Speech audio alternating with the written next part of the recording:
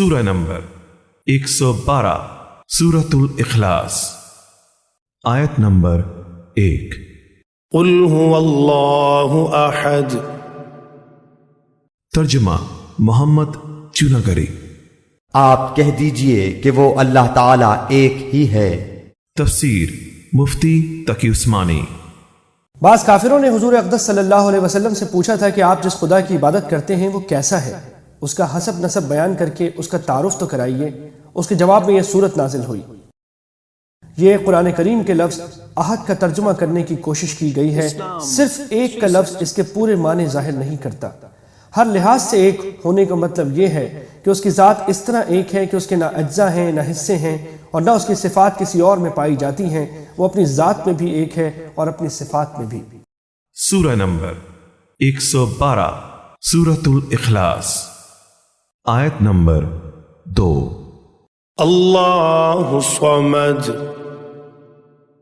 ترجمہ محمد چونگری۔ اللہ تعالیٰ بے نیاز ہے۔ تفسیر مفتی تقی عثمانی۔ یہ قرآن کریم کے لفظ صمد کا ترجمہ کیا گیا ہے۔ اس لفظ کا مفہوم بھی اردو کے کسی ایک لفظ سے ادا نہیں ہو سکتا۔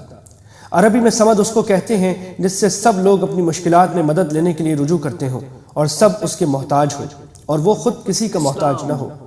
عام طور سے اختصار کے پیش نظر اس لفظ کا ترجمہ بے نیاز کیا جاتا ہے، لیکن وہ اس کے صرف ایک پہلو کو ظاہر کرتا ہے کہ وہ کسی کا محتاج نہیں ہے، لیکن یہ پہلو اس پہ نہیں آتا کہ سب اس کے محتاج ہیں۔ لہٰذا یہاں ایک لفظ سے ترجمہ کرنے کے بجائے اس کا پورا مفہوم بیان کیا گیا ہے۔ سورہ نمبر 112 سورۃ الاخلاص، آیت نمبر 3۔ لم یلد ولم یولد۔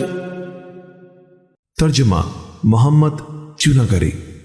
نہ اس سے کوئی پیدا ہوا نہ وہ کسی سے پیدا ہوا۔ تفسیر مفتی تقی عثمانی۔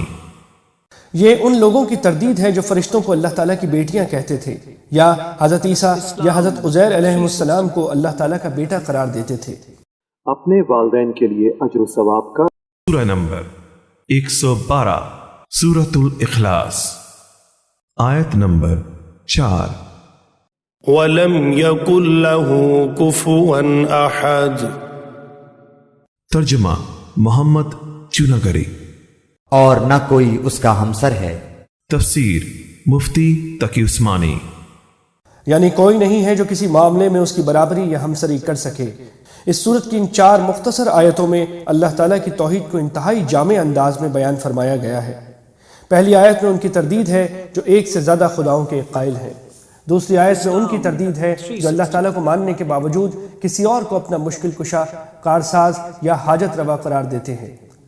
تیسری آیت میں ان کی تردید ہے جو اللہ تعالیٰ کے لیے اولاد مانتے ہیں، اور چوتھی آیت میں ان لوگوں کا رد کیا گیا ہے جو اللہ تعالیٰ کی کسی بھی صفت میں کسی اور کی برابری کے قائل ہیں۔ مثلا بعض مجوسیوں کا کہنا یہ تھا کہ روشنی کا خالق کوئی اور ہے اور اندھیرے کا خالق کوئی اور، یا بھلائی پیدا کرنے والا اور ہے اور برائی پیدا کرنے والا کوئی اور۔ اس طرح اس مختصر صورت نے شرک کی تمام صورتوں کو باطل قرار دے کر خالص توحید ثابت کی ہے۔ اس لیے اس صورت کو سورہ اخلاص کہا جاتا ہے، اور ایک صحیح حدیث میں اس کو قرآن کریم کا 1/3 حصہ قرار دیا گیا ہے، جس کی وجہ بظاہر یہ ہے کہ قرآن کریم نے بنیادی طور پر 3 عقیدوں پر زور دیا ہے: توحید، رسالت اور آخرت، اور اس صورت نے ان میں سے توحید کے عقیدے کی پوری وضاحت فرمائی ہے۔ اس صورت کی تلاوت کے بھی احادیث میں بہت فضائل آتے ہیں۔ اپنے والدین کے لیے اجر و ثواب کا باعث بنے۔